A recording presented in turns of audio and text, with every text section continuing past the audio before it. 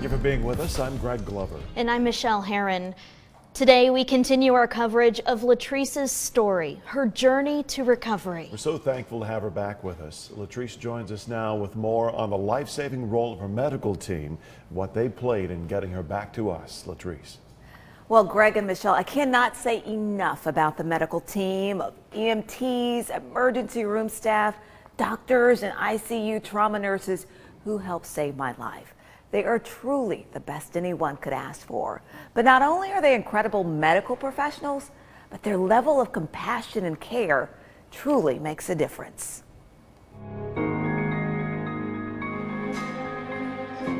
Getting back to this point wasn't easy. I remember the first time you came back after being in the hospital, I didn't even recognize you because it was such a profound difference. I love you. In addition to a miracle, I had a lot of help. You were one of those people that I was like, man, if we can get this lady back, she is going to be an amazing story. It started out as a typical Sunday. I was getting ready for church, and the next thing I knew, I found myself on my kitchen floor. I looked up and the room was spinning. I wasn't sure what was going on. I grabbed my cell phone and called one of my good friends, Deidre, who kept me on the line and called 911. She and her family were soon at my home, along with firefighters and EMT. From there, things get fuzzy, and I don't remember much about the next 3 weeks. I don't think you remember how sick you were. You don't remember that your family really was there. I didn't really remember, so I wanted to sit down with the medical team who helped save my life. Seeing them and hearing from them was both surreal and very emotional. The trauma ER staff was the first to see me that day. I was down there actually seeing a different patient, and I got pulled in by one of the ER nurses going, hey, there's a really, really sick lady in 17. Can you go lay eyes on her? I said, absolutely. So he did.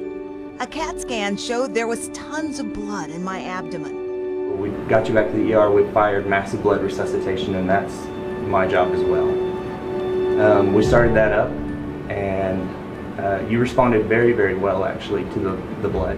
But I was still in critical condition. Your case was sufficiently complicated that when I went to evaluate you, you were actively being, several teams were involved in your care, and there was quite a crowd of people trying to take care of you. The clock was ticking on what was known as the golden hour. Particularly after traumatic injuries, if we can get a patient stabilized enough and get them into our care within an hour, we can treat most life-threatening traumatic injuries pretty effectively outside of head injuries. Thankfully, the ER staff was able to get me stabilized and thought to call in the ECMO team. ECMO stands for extracorporeal membrane oxygenation. Simply put, the ECMO machine replaces the function of the heart and lungs. It was pretty obvious to me at that point that that clot was obstructing the blood flow forward to your lungs, so you had right heart failure from those clots. I was stabilized enough to undergo surgery. I had a total of 7 surgeries. We did what's called a damage control procedure. We did everything we could to stop the bleeding. That first night was touch and go.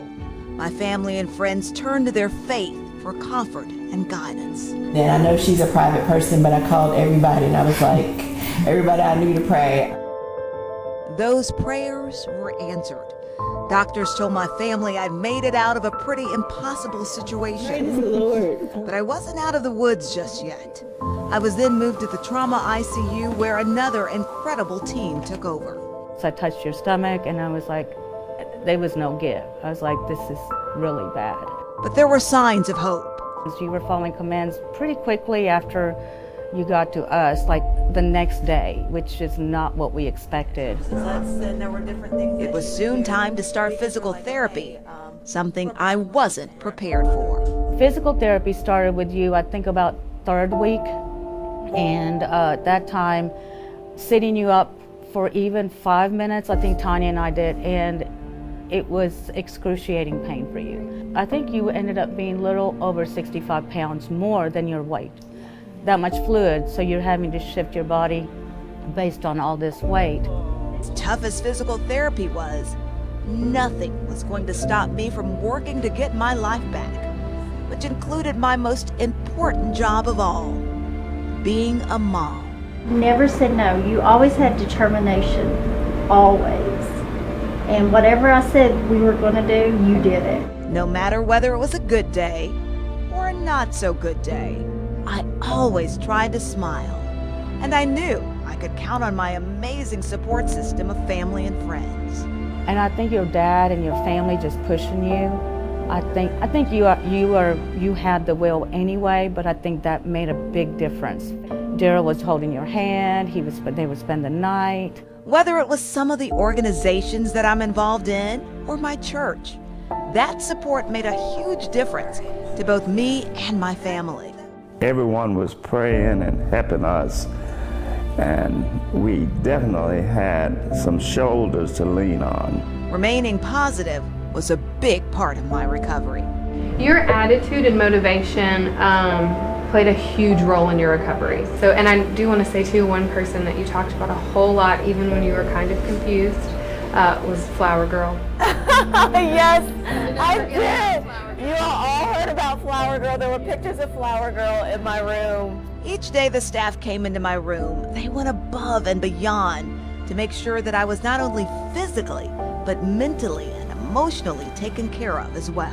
And I remember calling you all my medical angels that night, and just telling you all, you know, you may not realize the impact that you have, the power that you have, but it is truly amazing and awesome. It's gratifying just to see patients come back and visit and go, I had a part in this. And that helps me to keep going as a nurse, because, you know, there are days that you kind of go, I can't do this anymore. And then it's like seeing you and people that come back, it makes it worth it.